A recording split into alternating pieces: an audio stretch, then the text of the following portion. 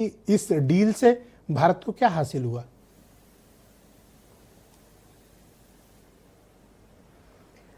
मेरी सभी को राम राम।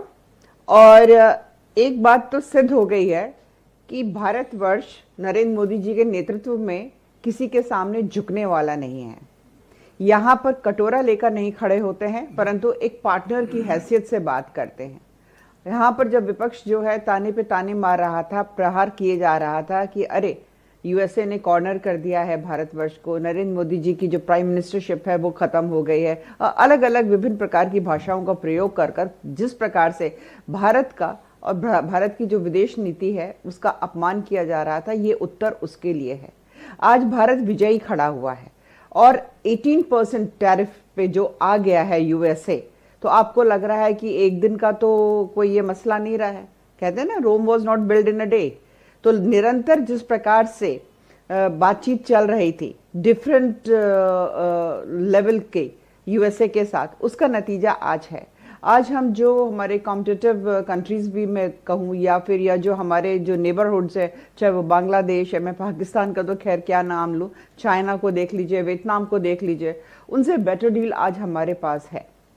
तो ये उत्तर सभी भारतवासियों के लिए है कि नरेंद्र मोदी जी के नेतृत्व में भारतवर्ष जो है बहुत मजबूती से आगे बढ़ रहा है। किसी भी तरीके का कॉम्प्रोमाइज नहीं है। यहाँ पर निरंतर ये फैलाया जा रहा है कि कॉम्प्रोमाइज्ड है, कॉम्प्रोमाइज्ड है, कॉम्प्रोमाइज्ड है। भाई कहाँ से कॉम्प्रोमाइज्ड है भाई? और एक फाइनल डिटेलिंग जो है जॉइंट, आप स्टेटमेंट देखिएगा दोनों देशों का कि जब एक फाइनल एक जो रिपोर्ट तैयार हो जाएगी, किस प्रकार से डील होगा, किस क्षेत्र में, मैडम अपोजिशन ने 3 प्रमुख मुद्दे उठाए हैं जो ट्रंप के ट्वीट में भी निहित है। वो 3 मुद्दे मैं आपके समक्ष प्रस्तुत कर रहा हूं, जिसकी वजह से अपोजिशन इसे कॉम्प्रोमाइज्ड कह रहा है। पहला यह है कि हम रूस के साथ अब तेल नहीं खरीदेंगे, वेनेजुएला से तेल अमेरिका के माध्यम से खरीदेंगे। और तीसरी बात, हम $500 बिलियन यानी लगभग $500 ट्रिलियन का प्रोडक्ट अमेरिका से खरीदेंगे।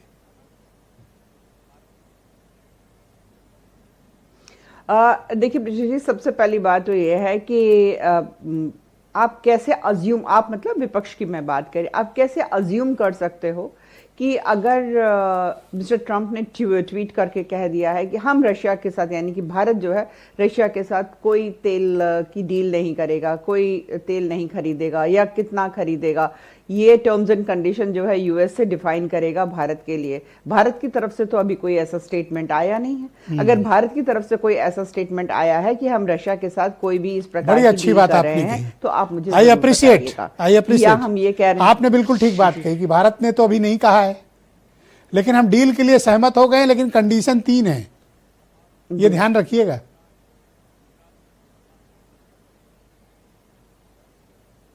नहीं, अभी देखिए, जब तक आपने पीयूष गोयल जी की भी प्रेस कॉन्फ्रेंस सुनी होगी, क्या उन्होंने कोई फैक्ट शीट आपके सामने रखी? नहीं ना। उन्होंने यही कहा है कि वी शुड वेट, कि जो एक बिल्कुल जो फाइनल एक रिपोर्ट तैयार होकर सामने आती है कि इस टर्म्स एंड कंडीशन पे ये डील फाइनलाइज हो रही है, तब अपनी टीका टिप्पणी करनी चाहिए।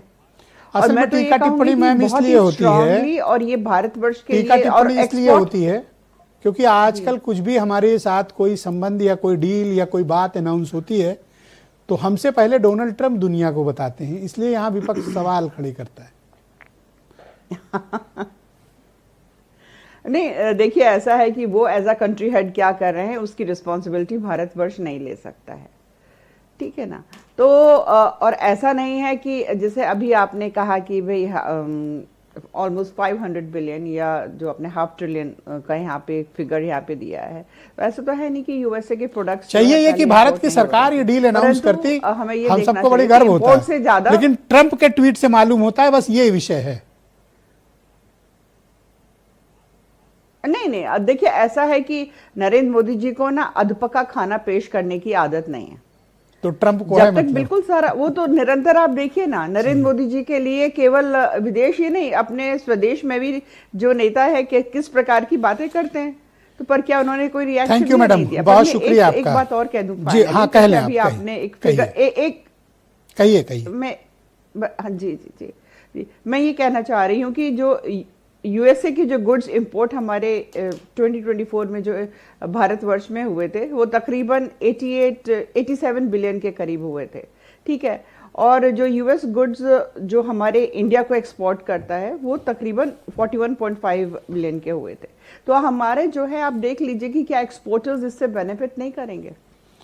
आज चाइना को अगर कोई निश्चित कॉम्पिटिटिवनेस दे लेकिन एक चीज का ध्यान रखिएगा, जब ट्रेड डील हो तो आपको $500 बिलियन का सामान खरीदना है तो आपको उनको बेचना भी $500 बिलियन का होगा, तभी ट्रेड बैलेंस होगा, वरना हम ट्रेड डेफिसिट के ट्रैप में फंस भी सकते हैं।